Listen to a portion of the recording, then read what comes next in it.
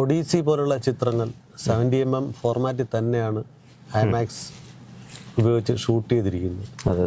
അപ്പോൾ അങ്ങനെയുള്ള അന്താരാഷ്ട്ര സിനിമകളുടെ നിലവാരം നമുക്ക് ഇവിടെ അറ്റൈൻ ചെയ്യാൻ സാധിക്കുമോ? നല്ലൊരു ഗുഡ് ക്വസ്റ്റ്യൻ. ആക്ച്വലി ആ ഒഡീസി എന്ന് പറഞ്ഞ സിനിമ ഇപ്പോൾ വലിയൊരു ടോക്ക് ഇൻ ദ ടൗൺ ആയിരിക്കുന്ന സമയത്ത് അതൊരു വലിയൊരു ക്വസ്റ്റ്യൻ ആണ്. ഇതിൻ്റെ ഡിസ്ട്രിബ്യൂഷനൊക്കെ ഇറ്റ്സ് എ ഹെവി തിങ്. അതുകൊണ്ട് ഇന്ത്യയിൽ ആക്ച്വലി ഐമാക്സ് 1.43 ഉണ്ടായിരുന്നു. ആ തിയേറ്ററുകൾ നിർത്തിയതാണ്. എല്ലാവർക്കും നമസ്കാരം. ഞാൻ Arun Sudhakar. Frames and pixels മീഡിയയുടെ ലോക സിനിമയിലൂടെ എന്ന പരമ്പരയുടെ അടുത്ത എപ്പിസോഡിലേക്ക് ഏവർക്കും സ്വാഗതം. ഇന്ന് നമ്മോടൊപ്പം ഉള്ളത് OTT എൻ്റർടൈൻമെൻറ്റ് സൊല്യൂഷൻ്റെ മാനേജിംഗ് പാർട്ട്ണർ പ്രഭകുമാറാണ്. അദ്ദേഹം ഒരു സിനിമ നടനും കൂടെയാണ്. 5ഓളം സിനിമകളിലും 2 വെബ് സീരീസിലും ആൾറെഡി ഇദ്ദേഹം അഭിനയത്തിൻ്റെ മികവ് തെളിയിച്ചു കഴിഞ്ഞു. സലീമേ, ഇത് മഹേന്ദ്രൻ, നമ്മുടെ സർവീസ് സംഘടന. ഞങ്ങൾ അന്വേഷണം ഊർജിതപ്പെടുത്തിയിട്ടുണ്ട്. തഹന്യത് ന്യായീകരിച്ച് ഉള്ള ഊർജ്ജങ്ങളല്ല, സ്റ്റേഷനിൽ വന്ന് കയറിട്ട് പിടിക്കാൻ പറ്റും. നട്ടലിന് ബലയില്ലാത്ത പോലീസുകാർക്ക് അടിമത്തം തന്നെയാണ് നല്ലത്. നമസ്കാരം സാർ. നമസ്കാരം. സിനിമ എന്ന കലാരൂപമാണ് ആദ്യമായിട്ട് ലോകത്തിൽ ഈ പൊതുജനങ്ങൾ ഏറ്റെടുത്ത് ജനകീയമായ ഒരു കലാരൂപം. അത് ആ ഒരു കാലഘട്ടത്തിൽ നിന്നും തിരിച്ച് ഒരു TV യുഗത്തിലേക്ക് വരികയും അത് തിരിച്ച് വീട്ടിലേക്ക് വരികയും 1950 അതിനുശേഷം വീണ്ടും ഒരു വലിയൊരു സിനിമാ വിപ്ലവം അതിൻ്റെ പ്രൊജക്ഷനിലൊക്കെ ഉണ്ടാവുകയും വീണ്ടും തിയേറ്ററുകൾ നമ്മുടെ വീടുകളിലേക്ക് എത്തുകയാണ്. ഈ ഒരു കാലഘട്ടത്തിൽ ഹോം തിയേറ്റർ, ഹോം എൻ്റർടൈൻമെൻറ്റ് എന്നിവയുടെ ഒരു പ്രാധാന്യവും ഈ ഒരു തിരിച്ചുവരവും സാർ എങ്ങനെയാണ് നോക്കിക്കാണുന്നത്? നമസ്കാരം എല്ലാവർക്കും. ഈ അരുൺ പറഞ്ഞ വലിയൊരു പോയിൻ്റാണ്. ഈ ലോക സിനിമ എന്ന് പറഞ്ഞ് നമ്മൾ ചർച്ച ചെയ്യുമ്പോൾ തീർച്ചയായിട്ടും തിയേറ്ററുകളെക്കുറിച്ചും ഹോം തിയേറ്ററുകളെക്കുറിച്ചും ഒക്കെ പറയുന്നത് നല്ല കാര്യമാണ്. കാരണം സിനിമ ആദ്യം നമ്മൾ കണ്ടത് നമ്മൾ തിയേറ്ററിലാണ് പോയി കണ്ടത്. അതെ. അത് കഴിഞ്ഞ് കുറച്ച് കാലം കഴിയുമ്പോൾ സിനിമ നമ്മുടെ വീട്ടിൽ വന്നു. അതെ. ഇപ്പോൾ കാണുന്നത് തിയേറ്ററാണ് നമ്മുടെ വീട്ടിൽ വരുന്നത്. പണ്ട് സ്പോർട്സ് ഇവൻറ്റ് നമ്മൾ കാണാൻ പോകണമെങ്കിലും ഗ്രൗണ്ടിൽ പോയി കാണാനല്ല വേറെ നിവൃത്തിയില്ലായിരുന്നു. പിന്നീടാണല്ലോ സ്പോർട്സ് ഇവൻറ്റ് നമ്മുടെ വീട്ടിൽ വന്നു തുടങ്ങിയത്. ഇപ്പോൾ ഗ്രൗണ്ട് തന്നെ വീട്ടിൽ വരികയാണ്. അതിൻ്റെ ഡിഫറൻസ് എന്ന് പറഞ്ഞാൽ വളരെ വലുതാണ്. 1980 മുതൽ തന്നെ ആക്ച്വലി ഇപ്പം ആൾക്കാർ ഹോം തിയേറ്റർ എന്ന് പറയുമ്പോൾ എല്ലാവരും ഒരു പുതിയ സങ്കേതമായിട്ടാണ് ഇതിനെ കാണുന്നത്. യഥാർത്ഥത്തിൽ അങ്ങനെയല്ല. ഹോം തിയേറ്റേഴ്സ് 1980 മുതൽ തന്നെ ഓൾറെഡി ഉണ്ട്. പക്ഷേ വളരെ നീഷായിട്ടുള്ള വളരെ പ്രീമിയം ആൾക്കാർ മാത്രമാണ് യൂസ് ചെയ്തിട്ടുള്ളത്. കുറച്ച് എക്സാമ്പിൾസ് പറഞ്ഞാൽ നിങ്ങൾ പപ്പയുടെ സ്വന്തം അപ്പൂസ് എന്നൊരു സിനിമ ഉണ്ടായിരുന്നു. അതിനകത്തൊരു പാട്ടുണ്ട്, ഓരത്തുമ്പത്തിരുന്നു ഉയലാട്. ആ ഒരു പാട്ടിനിടയ്ക്ക് നിങ്ങൾ കണ്ടാൽ അറിയാൻ പറ്റും. അതിൽ പ്രൊജക്ടർ ഉപയോഗിച്ച് സ്ക്രീനിൽ കുഞ്ഞായിട്ട് അഭിനയിച്ച ആള് സിനിമ കാണുന്നത്, ശോഭന ഇങ്ങനെ ഓടുന്നതൊക്കെ കാണുന്നത് സ്ക്രീനിലാണ്.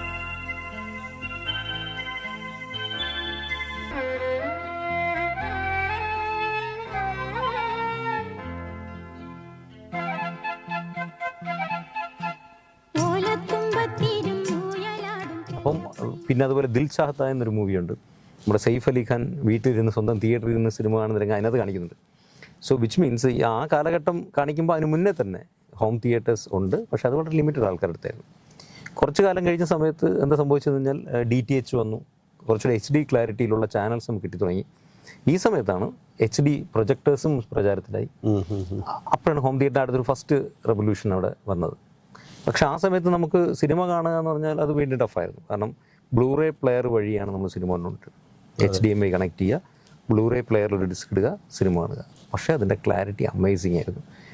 അത് ഡോൾബിയുടെ എല്ലാ വെർഷൻ, അന്ന് അവൈലബിൾ ആയിട്ടുള്ള എല്ലാ വെർഷനിലുള്ള സൗണ്ട് ഫോർമാറ്റുകളും നമുക്ക് സ്പീക്കേഴ്സിൽ കൊടുക്കുമായിരുന്നു. അപ്പോൾ അന്നത്തെ കാലത്ത് നോർമലി എല്ലാവരും 5.1, 7.1 ആണ് നമ്മൾ ചെയ്തുകൊണ്ടിരുന്നത്. അത്തരം തിയേറ്ററിൽ നിന്ന് സിനിമ കാണുമ്പോൾ നമുക്ക് റിയൽ തിയേറ്ററിൽ എക്സ്പീരിയൻസ് തന്നെ കിട്ടുമായിരുന്നു വളരെ മുമ്പ് തന്നെ. ഇതിൻ്റെ ഒരു പ്രോബ്ലം എന്ന് പറഞ്ഞു കഴിഞ്ഞാൽ ഇപ്പം ചാനൽ കാണുമ്പോൾ HDയിൽ മാത്രമാണ് നമുക്ക് ക്ലാരിറ്റി ആയിട്ട് ചാനൽ കാണാൻ പറ്റുള്ളൂ. ഈ ചാനലിലെ വോളിയം ഡിഫറൻസ്, ചാനലിൽ മാറ്റുക. അപ്പോൾ TV അധികം പ്രാക്ടിക്കൽ അല്ല ഈ വലിയ സ്ക്രീൻ, പ്രത്യേകിച്ചൊരു ഡാർക്ക് ഡെഡിക്കേറ്റഡ് റൂമിൽ. അപ്പം മെയിനായിട്ടും എല്ലാവരും ബ്ലൂറേ ആണ്, വലിയ സിനിമയാണ് കണ്ടുകൊണ്ടിരുന്നത്. പക്ഷെ ഒരു പ്രശ്നം, സിനിമ ഇറങ്ങി 2 വർഷം കഴിഞ്ഞിട്ടാണ് ഈ ബ്ലൂറേ ഡിസ്ക് ഇറങ്ങുന്നത്. ഡിസ്ക് വാങ്ങാൻ തന്നെ 1500-2000 രൂപയാണ് കോസ്റ്റ്ലി. പ്ലെയറിന് ബ്ലൂറേ പ്ലെയറിൽ 15,000 രൂപയുടെ യമഹ മുതൽ അന്താരത്ത് 30,000 രൂപയുടെ ഡെനൻ, പിന്നെ അങ്ങോട്ട് മുകളിലോട്ട് പോയാൽ ഡിഫറെൻറ്റ് ബ്രാൻഡ്സുകൾ, വളരെ വില കൂടിയ സാധനങ്ങളുണ്ടായിരുന്നു. പക്ഷെ ഓരോന്നിൻ്റെ സൗണ്ട് ഫോർമാറ്റ് വളരെയധികം ഹൈ ലെവൽ അപ്ഗ്രേഡ് ചെയ്തുകൊണ്ടിരുന്നു. മാത്രമല്ല ഈ CD ഇറങ്ങുന്ന കുറച്ച് സിനിമ ഇറങ്ങി കുറച്ചുള്ള ഏകദേശം ഒരു 6-7 മാസം കഴിഞ്ഞിട്ട് അല്ല, അതിൽ കൂടുതൽ എടുക്കുമായിരുന്നു. നമുക്ക് പ്യുവറായിട്ട് ഒറിജിനൽ ഡിസ്ക് എന്ന് പറഞ്ഞ് ഇറങ്ങുമ്പോൾ 1 വർഷത്തിൽ കൂടുതൽ എടുക്കും. അത്രയും വെയിറ്റ് ചെയ്താണ് നമുക്ക് സിനിമ കിട്ടുന്നത്. പക്ഷെ ഒരു വ്യത്യാസമുള്ളത്, ആ കിട്ടുന്ന സിനിമ തിയേറ്ററിനേക്കാളും ക്ലാരിറ്റി എന്ന് വേണമെങ്കിൽ ഞാൻ പറയും. കാരണം അന്നത്തെ പ്രൊജക്ഷൻ കപ്പാസിറ്റി ഒക്കെ വെച്ചിട്ട് തിയേറ്ററിനേക്കാളും ക്ലാരിറ്റിയിൽ ഓഡിയോ വീഡിയോ നമുക്ക് വീട്ടിൽ ഇരുന്ന് കാണാൻ പറ്റുമായിരുന്നു. അങ്ങനെ ഒരു ഗുണമുണ്ട്. ഇപ്പോൾ എനിക്ക് ഓർമ്മയുണ്ട് അവതാറിൻ്റെയൊക്കെ ബ്ലൂറേ ഞാൻ വാങ്ങിയത് ഒരു 1500 രൂപ കൊടുത്ത് ആണ് ഞാൻ അത് വാങ്ങിയത്. അന്ന് പക്ഷേ മലയാളം സിനിമയ്ക്ക് 700 രൂപയേ ഉള്ളൂ. ക്ലാരിറ്റിയിൽ പക്ഷേ വ്യത്യാസമുണ്ട്. പക്ഷേ 700 രൂപയ്ക്ക് കിട്ടും. അപ്പോൾ എനിക്ക് ഓർഡിനറി എന്ന സിനിമയൊക്കെ ബ്ലൂറേ വാങ്ങിയത് പഴശ്ശിരാജയൊക്കെ നമ്മൾ ബ്ലൂറേ വാങ്ങിയിട്ടാണ് വീട്ടിലിരുന്നത്. അന്ന് നമുക്കിവിടെ ഒരു ലോക്കൽ ഒരു പ്ലേസ് ഉണ്ട്. അവിടെ ഈ പൈറേറ്റഡൊക്കെ ഇഷ്ടംപോലെ കിട്ടുന്ന ഒരു സ്ഥലമുണ്ട്. അവിടെയും ഭയങ്കര തിരക്കായിട്ട് ഞാൻ കണ്ടിട്ടുണ്ട്. ഇന്നത്തെ കാലത്ത് ഒരു പ്രശ്നം ചിലതിൻ്റെയൊക്കെ സൗണ്ട് ഫോർമാറ്റ് ഭയങ്കര പിക്ചർ ക്ലാരിറ്റി ആയിരിക്കും, പക്ഷേ ഓഡിയോ ഇല്ലായിരിക്കാം. ഓഡിയോ നല്ല സറൗണ്ട് കാണും, പിക്ചർ ക്വാളിറ്റി ഇല്ല. അങ്ങനെയൊക്കെ ചില പ്രശ്നങ്ങൾ വരാം. അത് ഒറിജിനൽ അല്ലല്ലോ. അപ്പോൾ അങ്ങനെ ഒരു കാലഘട്ടം ഉണ്ടായിരുന്നു ഇവിടെ. അപ്പം അന്ന് ബ്ലൂറേയിലാണ് കണ്ടുകൊണ്ടിരുന്നത്. എന്നാൽ ഇപ്പം ഈ അരുൺ പറഞ്ഞ വളരെ കറക്റ്റാണ്. തിയേറ്റർ തന്നെയാണ് വീട്ടിൽ വന്നിരിക്കുന്നത്. കാരണം എന്താ, ഇപ്പോൾ OTT വന്നതോടുകൂടി, അതെ, പ്ലാറ്റ്ഫോംസ് വന്നതോടുകൂടി സിനിമ ഇറങ്ങി വിത്തിൻ 30 days നമുക്ക് വീട്ടിൽ ഇരുന്ന് കാണാനുള്ള ഓപ്ഷൻസ് വന്നു കഴിഞ്ഞു. അപ്പോൾ ഇപ്പോൾ ലിറ്ററലി പറഞ്ഞത് വളരെ കറക്റ്റാണ്. കാരണം തിയേറ്ററാണ് ഇപ്പോൾ വീട്ടിൽ വന്നിരിക്കുന്നത്. കാരണം ഈ OTT പ്ലാറ്റ്ഫോം വന്നപ്പോൾ ഇടയ്ക്ക് കോവിഡ് എന്ന സമയം ഒരു ഓർമ്മയുണ്ടോന്ന് അറിയില്ല. ആ സമയത്ത് സിനിമ റിലീസ് ചെയ്തത് തന്നെ OTT-ലാണ്. അതെ, അതിൽ ഏറ്റവും എനിക്ക് മറക്കാൻ പറ്റാത്ത അനുഭവം എന്ന് പറയുന്നത് നമ്മുടെ മിന്നൽ മുരളി റിലീസായത് OTT-ലാണ്, നെറ്റ്ഫ്ലിക്സിലാണ് റിലീസായത്. തിയേറ്ററിലൊന്നും ഇല്ല സിനിമ. അത് ഞാൻ എൻ്റെ വീട്ടിലെ തിയേറ്ററിൽ നിന്ന് കണ്ടാൽ ഞാൻ ഓർക്കുന്നുണ്ട്. കാരണം ഞാൻ ആദ്യമായിട്ടാണ് ഒരു സിനിമ റിലീസ് വീട്ടിൽ ഇരുന്ന് കാണുന്നത്. അതൊരു അമേസിങ് എക്സ്പീരിയൻസ് ആയിരുന്നു. അപ്പോൾ അതുപോലെ പല സിനിമകൾ അന്ന് OTT പ്ലാറ്റ്ഫോമിൽ ഡയറക്റ്റ് റിലീസ് ചെയ്യാനുണ്ടായത്, തിയേറ്ററില്ലാത്ത കാരണം. അതൊക്കെ ഇപ്പോൾ എക്സ്പീരിയൻസ് ചെയ്യാൻ പറ്റുന്നുണ്ട്. അപ്പോൾ ഇപ്പോൾ സിനിമ ഇറങ്ങി വിത്തിൻ 30 days നമുക്ക് വീട്ടിൽ ഇരുന്ന് കാണാം. പിന്നെ എന്തൊക്കെ പറഞ്ഞാലും സിനിമ തിയേറ്ററിലാണ് എൻജോയ് ചെയ്യേണ്ടത്. അത് വേറെ, ഞാൻ അതിൽ വളരെ വിശ്വസിക്കുന്ന ആളാണ്. പ്രത്യേകിച്ച് സിനിമയിലൊക്കെ അഭിനയിക്കുന്ന ഒരു വ്യക്തി എന്ന നിലയിൽ ഞാൻ എല്ലാവരോടും പറയാറുണ്ട്, സിനിമ ആദ്യത്തെ ദിവസം തിയേറ്ററിൽ തന്നെ പോയി കാണണം. അതിൽ നിന്ന് കിട്ടുന്നൊരു എൻജോയ്മെൻറ്റ് ഒരിക്കലും വീട്ടിൽ ഇരുന്ന് കിട്ടത്തില്ല. ഒഡീസി പോലുള്ള ചിത്രങ്ങൾ 70mm ഫോർമാറ്റിൽ തന്നെയാണ് IMAX ഉപയോഗിച്ച് ഷൂട്ട് ചെയ്തിരിക്കുന്നത്. അതെ. അപ്പോൾ അങ്ങനെയുള്ള അന്താരാഷ്ട്ര സിനിമകളുടെ നിലവാരം നമുക്ക് ഇവിടെ അറ്റൈൻ ചെയ്യാൻ സാധിക്കുമോ? നല്ലൊരു ഗുഡ് ക്വസ്റ്റ്യൻ. ആക്ച്വലി ആ ഒഡീസി എന്ന് പറഞ്ഞ സിനിമ ഇപ്പോൾ വലിയൊരു ടോക്ക് ഇൻ ദ ടൗൺ ആയിരിക്കുന്ന സമയത്ത് അതൊരു വലിയൊരു ക്വസ്റ്റ്യനാണ്. ഇപ്പം ഒഡീസി ക്രിസ്റ്റഫർ നോളൻ അദ്ദേഹം IMAX-ൻ്റെ 70mm റിയൽ 70mm-ലാണ് ഇത് ഷൂട്ട് ചെയ്തിരിക്കുന്നത്, എൻറ്റയർലി ഷൂട്ട് ചെയ്തിരിക്കുന്നത്. അപ്പോൾ ഈ സിനിമ ആക്ച്വലി കാണുന്നത് 1.43:1 എന്ന് പറയുന്ന IMAX ആസ്പെക്ട് റേഷ്യോയിലാണ്. Which means tallest aspect ratio ആണ് ഈ 1.43:1 എന്ന് പറയുന്നത്. IMAX GT എന്നാണ് അതിന് പറയുന്നത്. അതാണ് ഒറിജിനൽ IMAX. പക്ഷേ അത് അൺഫോർച്ചുനേറ്റ്ലി ഇന്ത്യയിൽ ഒരു തിയേറ്ററിലില്ല. തിയേറ്റർ പ്രൊജക്ഷൻ ഇന്ത്യയിൽ IMAX-ന് ഒരു തിയേറ്ററിലും ആ പ്രൊജക്ഷൻ ഇല്ല. വേൾഡിൽ തന്നെ എനിക്ക് തോന്നുന്നു ഒരു 40-41 തിയേറ്റർ IMAX റിയൽ ഉള്ളൂ. ഈ പറഞ്ഞ 1.43:1 ക്രിസ്റ്റഫർ നോളൻ എന്താണോ ക്യാമറയിൽ ഷൂട്ട് ചെയ്തത് അത് കാണണമെങ്കിൽ അവിടെ പോകണം. അതിൽ നിന്ന് വളരെ വലിയ ഫാർ ക്വസ്റ്റ്യൻ ആണല്ലോ അത് വീട്ടിൽ കാണാൻ പറ്റുന്നത്. ഫസ്റ്റ് ക്വസ്റ്റ്യൻ അതാണ്. അപ്പോൾ അത് ആൻസർ ചെയ്തു, അത് പറ്റില്ല. പിന്നെ ഈ അടുത്ത ഓപ്ഷൻ എന്താണെന്ന് വെച്ച് കഴിഞ്ഞാൽ ഇപ്പം അത് കാരണം എന്നറിയാമോ, അത് ഫിലിമിലല്ലേ ഷൂട്ട് ചെയ്തത്. അപ്പോൾ ഇതിൻ്റെ ഡിസ്ട്രിബ്യൂഷനൊക്കെ ഇറ്റ്സ് എ ഹെവി തിങ്. അതുകൊണ്ട് ഇന്ത്യയിൽ ആക്ച്വലി IMAX 1.43:1 ഉണ്ടായിരുന്നു. ആ തിയേറ്ററുകൾ നിർത്തിയതാണ്. കാരണം എന്ന് വെച്ച് കഴിഞ്ഞാൽ അത് ഭയങ്കര കോസ്റ്റ്ലിയാണ്. ഒരു സിനിമ തിയേറ്ററിൻ്റെ ഒരു സിനിമ കാണാൻ ടിക്കറ്റിന് ഭയങ്കര പൈസ കൊടുക്കേണ്ടി വരും. അപ്പോൾ അതാണ് അതിൻ്റെ പ്രശ്നം. ഇപ്പോൾ ഇന്ത്യയിലെ യഥാർത്ഥ 1.43 IMAX സ്റ്റോപ്പ് ചെയ്തതാണ്. അത് കാരണം ഇന്ത്യയിൽ ഇപ്പോൾ ഇല്ല. പിന്നെ വിദേശത്ത് മാത്രമേ. ഇപ്പോൾ അവിടെയാണ് യഥാർത്ഥം നമുക്ക് കാണാൻ കഴിയുന്നത് 1.43:1 എന്ന് പറയുന്ന റിയൽ ഫോർമാറ്റ്. അതിനകത്ത് 16K more than 16K picture ക്വാളിറ്റിയാണ് അവിടെ ഉള്ളത്. കാരണം റിയൽ ഫിലിമിലാണ് നമ്മൾ കാണുന്നത്. അപ്പോൾ അതൊക്കെ അതാണ് ഒഡീസിയുടെ ഏറ്റവും വലിയ ഫസ്റ്റത്തെ കാര്യം. അതിപ്പോൾ എല്ലാവർക്കും അറിയാം. ഞാൻ പറയേണ്ട കാര്യമില്ല, ഓൾറെഡി തന്നെ ഇഷ്ടംപോലെ ഇത് വന്നു കഴിഞ്ഞു അതിനെക്കുറിച്ചൊക്കെയുള്ള ഇത്. അപ്പം IMAX-ൻ്റെ ഈ ക്രിസ്റ്റഫർ നോളൻ ആ സിനിമയുടെ ഏറ്റവും വലിയ പ്രത്യേകത അത് കീഗ്ലി ക്യാമറകൾ. IMAX-ൻ്റെ കീഗ്ലി എന്ന് പറഞ്ഞാൽ കുറച്ച് ലൈറ്റർ വെയിറ്റ്. IMAX-ൻ്റെ ക്യാമറകളെ കുറിച്ച് അറിയാം, അത് ഭയങ്കര വെയിറ്റാണ്. പണ്ടൊക്കെ സിനിമയിൽ ഒരു ഫൈറ്റ് സീൻ, ഒരു പർട്ടിക്കുലർ സീൻസാണ് നമ്മൾ IMAX-ൻ്റെ ആ ക്യാമറ വെച്ച് ഷൂട്ട് ചെയ്യുന്നത്. Because it's very heavy. ഇപ്പോൾ അതിൻ്റെ കുറച്ചുകൂടെ lighter version, weightless version IMAX develop ചെയ്തെടുത്തിട്ടുണ്ട്. കീഗ്ലി ക്യാമറ എനിക്ക് തോന്നുന്നു അദ്ദേഹത്തിൻ്റെ IMAX-ൻ്റെ തന്നെ പൈനിയർ അല്ലെങ്കിൽ അതിൻ്റെ ചീഫ് ക്വാളിറ്റി ഓഫീസർ ഡേവിഡ് കീഗ്ലി, അദ്ദേഹത്തിൻ്റെ പേരിലാണ് ആ ക്യാമറ തന്നെ അറിയപ്പെടുന്നത്. ലോങ് ടൈം അദ്ദേഹം IMAX-ലായിരുന്നു. അദ്ദേഹത്തിൻ്റെ പേരിലാണ് ക്യാമറ, കീഗ്ലി ക്യാമറ. അത് വെച്ചിട്ടാണ് ആക്ച്വലി ഈ പറഞ്ഞ ഒഡീസി 100% ഷൂട്ട് ചെയ്തിരിക്കുന്നത് 70mm. അരുൺ ചോദിച്ച ചോദ്യം അത് വീട്ടിൽ കാണാൻ പറ്റുന്നതാണ്. ഓഫ് കോഴ്സ് കാണാൻ പറ്റും. ഈ പിന്നെ IMAX-ൽ കാണാൻ പറ്റുന്ന ഒരു ഓപ്ഷനോടെ 1.90 എന്ന് പറഞ്ഞ ആസ്പെക്ട് റേഷ്യോയിൽ നമുക്ക് ഇന്ത്യയിൽ IMAX-ൽ കാണാം. അപ്പം മോൾ ഭാഗത്ത് കുറച്ചൊരു ക്രോപ്പ് ചെയ്യും. മോൾ ഭാഗത്തുള്ള സീനുകൾ എടുക്കുമ്പോൾ കുറച്ച് കട്ടായി പോകും, അത് കാണാൻ പറ്റില്ല. അതാണ് അതിൻ്റെ ഒരു പ്രത്യേകത എന്ന് പറഞ്ഞാൽ. പിന്നെ നമ്മൾ അടുത്ത് എടുക്കുന്ന സിനിമാസ്കോപ്പ് എടുക്കുകയാണ്. ഇപ്പോൾ ഇന്ത്യയിലെ ഏറ്റവും കൂടുതൽ തിയേറ്റർ സിനിമാസ്കോപ്പാണുള്ളത്. അപ്പോൾ സിനിമാസ്കോപ്പ് വരുമ്പോൾ വീണ്ടും ഒരു പ്രത്യേകത കുറച്ചുകൂടെ ക്രോപ്പ് ആവും. എന്നിട്ടാണ് നമുക്ക് ആ സിനിമ കാണാൻ പറ്റുക. That's only difference. പിന്നെ ഹൈറ്റ് ആണ് ക്രോപ്പ് ആവുന്നത്. ഇതിൽ കുറച്ച് വൈഡായിട്ട് കൂടെ കിട്ടുകയും ചെയ്യും നമ്മുടെ ഇതിൽ സിനിമാസ്കോപ്പിലൊക്കെ. അപ്പോൾ ഇത് കാണാൻ പറ്റുമോ എന്ന് ചോദിച്ചു കഴിഞ്ഞാൽ എൻ്റെ ആൻസർ പറ്റും എന്നാണ്. കാരണം ക്രിസ്റ്റഫർ നോളൻ എന്നൊരു വ്യക്തി, അദ്ദേഹത്തിന് വളരെയധികം സിനിമയെക്കുറിച്ച് അറിയാവുന്ന വ്യക്തിയാണ്. അദ്ദേഹം ഒരു സിനിമ എടുത്തപ്പോൾ അദ്ദേഹം അറിയാം ഇത് കാണാൻ 1.43 ആ കുറച്ച് സ്ക്രീൻസേ ഉള്ളൂ. അപ്പോൾ അദ്ദേഹം അത് ഷൂട്ട് ചെയ്യുമ്പോൾ ആ സിനിമയിൽ ഓരോ സീൻസ് നിങ്ങൾ ശ്രദ്ധിച്ചാൽ മനസ്സിലാവും. ഒരു വ്യക്തിയെ കാണിക്കുമ്പോൾ ഒരു ഫോക്കസിലൊരു ഷോട്ട് വരും. എല്ലാ ഇതിലും ഉണ്ടല്ലോ. ഇപ്പോൾ ഒരാളെ നമ്മൾ ഒരു ക്ലോസ് മിഡിൽ ഒരാളെ കാണിക്കുമ്പോൾ ഈ ആളുടെ തലയുടെ മുകളിൽ കാണുന്ന ഭാഗം it's not that much important. അയാളുടെ ആ ഇപ്പോൾ ഫേസിൻ്റെ ഒരു എക്സ്പ്രഷനാണ് എടുക്കണമെങ്കിൽ ആ ഫേസ് എന്തായാലും എല്ലാ സ്ക്രീനിലും കാണാൻ പറ്റും. ഫേസിൻ്റെ മുകളിൽ കാണുന്ന ഒരു പക്ഷേ ആകാശമോ അല്ലെങ്കിൽ അങ്ങനെ എന്തെങ്കിലും ഒരു ചെറിയൊരു സംഭവമായിരിക്കാം നമുക്ക് മിസ്സാവുന്നത്. പക്ഷെ അതൊരിക്കലും ഒരു സിനിമയുടെ കഥയോ അല്ലെങ്കിൽ ഒന്നിനെയും ബാധിക്കില്ല എന്നാണ് എൻ്റെ വിശ്വാസം. കാരണം അതിനൊരു കാരണം കൂടിയുണ്ട്. അദ്ദേഹം ഒരു ക്രിസ്റ്റഫർ നോളൻ സിനിമ എടുക്കുമ്പോൾ അദ്ദേഹത്തിനും അറിയാം ഈ ഇത്രയും ടോളസ്റ്റ് ആസ്പെക്ട് റേഷ്യോ ഇല്ല. അപ്പോൾ he would have that thought in his mind.